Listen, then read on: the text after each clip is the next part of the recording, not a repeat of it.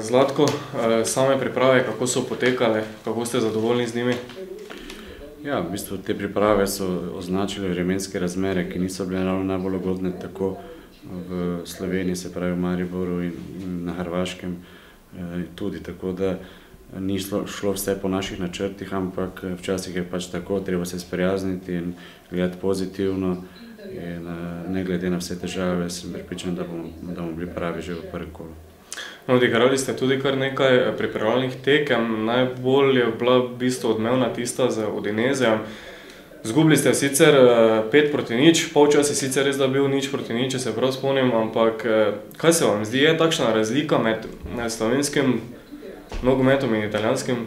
Ne, da sem že rekel, da prvi polčas je bil fantastičen, bili smo boljši, lahko bi vodili celo z 2 goloma razlike, praktično oni niso imeli niti eno priložnost, potem seveda po menjavah igralcev nekako se nam je zrušila igra, ampak morate nekaj vedeti, da mi smo še na začetku, prav noge so težke, oni so pa v polnem tekmovalnem ritmu, tako da ta rezultat je zavajajoč.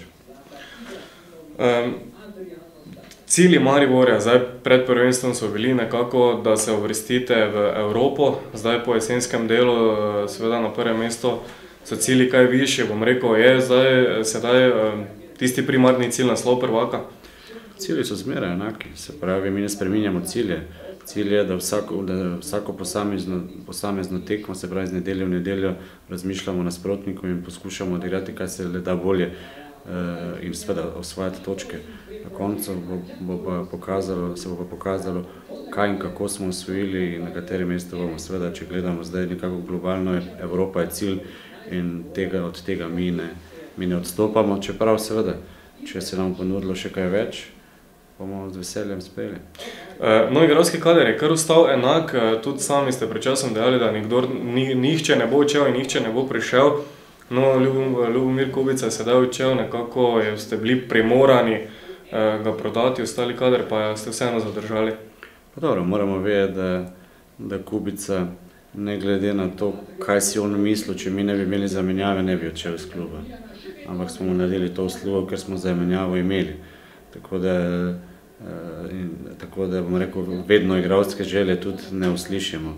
Ampak glede na to, da je Samardžić se vrnil po poškodbi odlično, da je odličen igralec, ki je reprezentančnega kova, enostavno smo mu potem takem želji ustregli, ampak ponavljam, to ni vedno slučaj. No, konkretno Samardžić je imel precej težav s poškodbami, pa to sedaj je pripravljenega, lahko jutri tudi pričakujemo na tekmi proti Dravi? Če bo trener tako razumel, da je dovolj pripravljen oziroma da ga je dovolj prepričal. Se pravi, poškodbe so, bom rekel, pri njemu preteklost? Preteklost, tako. Vedno takrat se spomnim, ko ste prodali Makrijeva, se je nekako pojavljalo vprašanje, kdo bo pa zdaj zabijal gole, pripeljali ste Tavareša. Roko na srce, v nekem doglednem času bo verjetno tudi Tavares, če bo nadaljeval s svojimi igrami, odšel iz kluba. Imate koga spet nagledanega, bom rekel, takšnega zaspanega igralca, ki ga potem nekako poženete tu v Mariboru? No, moramo nekaj reči, moramo nekaj povedati. Zelo težko v slovenskem prostoru mi najdemo igralca, ki ti garantira zadetke.